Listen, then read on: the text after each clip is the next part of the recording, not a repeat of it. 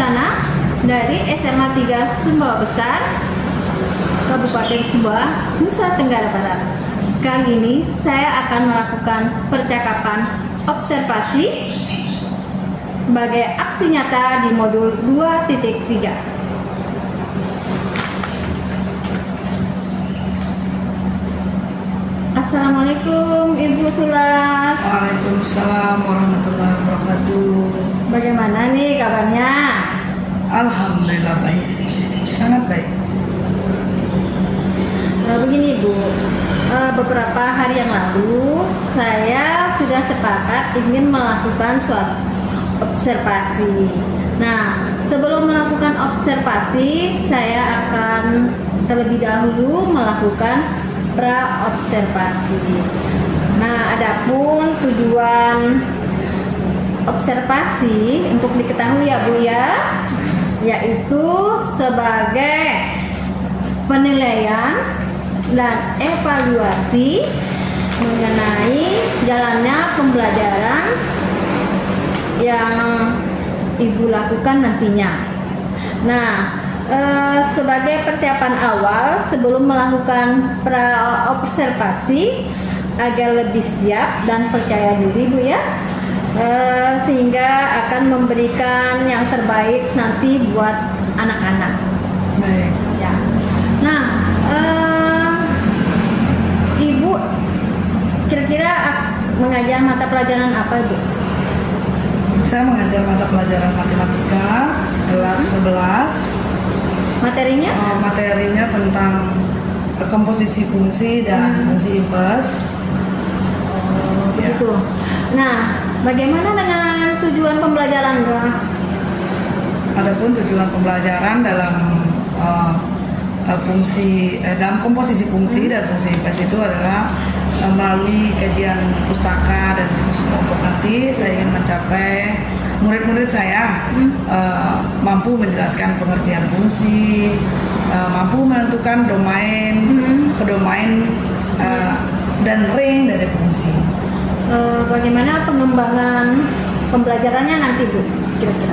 Area pengembangannya tentu ada beberapa aspek yang ingin saya capai. Yang pertama aspek berdiferensiasinya anak-anak. Sebelum kita mengajar, kita sudah melakukan dulu pemetaan anak-anak itu. Jadi sehingga di situ nanti proses pembelajaran berdiferensiasi dapat kita lakukan. Nah, yang kedua tentu aspek pengetahuan. Aspek pengetahuan ini pengembangannya tentu dalam pengertian dari fungsi itu sendiri, mana contoh-contoh fungsi, terus bagaimana apa yang disebut dengan fungsi dan apa yang disebut dengan bukan fungsi.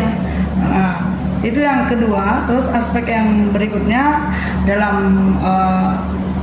fungsi komposisi dan fungsi inverse nanti adalah aspek keterampilannya Bu.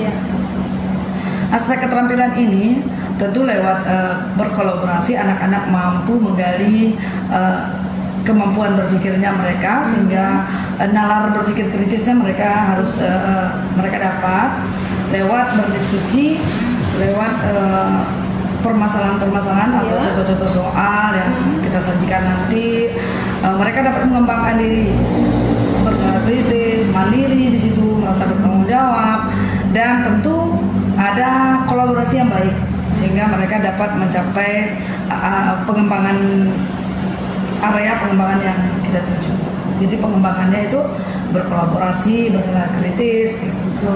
Berarti di sini Ibu ingin kembangkan menalar kritis sama berkolaborasi ya Bu ya? Oke. Nah, bagaimana strategi yang dipersiapkan nantinya Bu?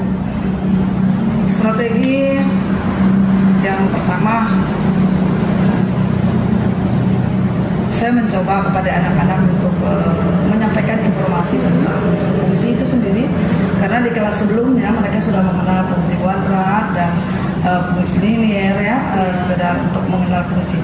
Tetapi mereka harus menggali lagi fungsi itu apa dan yang disebut dengan fungsi itu apa. Sehingga ada dua nanti permasalahan strategi yang harus kita gali itu adalah anak-anak menggali secara kritis atau mandiri apa itu fungsi dan apa itu bukan fungsi lewat beberapa contoh fungsi.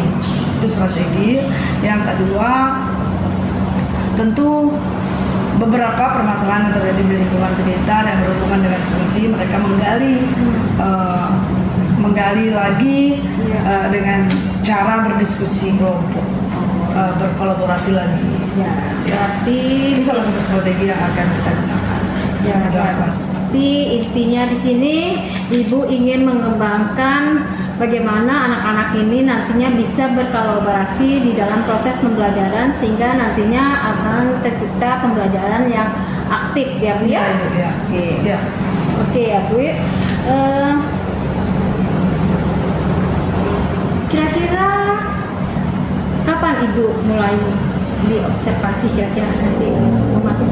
Ya, saya berharap kesempatan pada waktu nanti observasi kelas saya itu hari Senin jam ke 3.45. Oke, baik. Senin ya, tanggal 29 Juli nanti jam 3.45. Jadi ada 3 jam, tapi kita memakai 2 jam saja karena yang 1 jam nanti sebagai penguatan. Jadi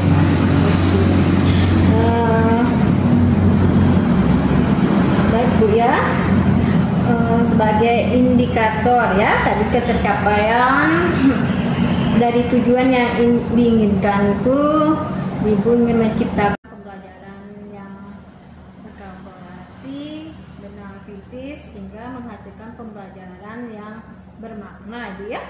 Nah, oke, baik Bu.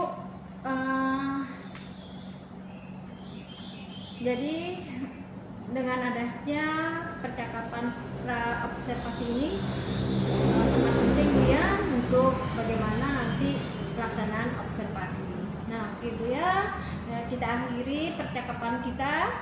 Insya Allah informasi selanjutnya akan saya informasikan Bu ya. Oke. Baik, terima kasih Bu.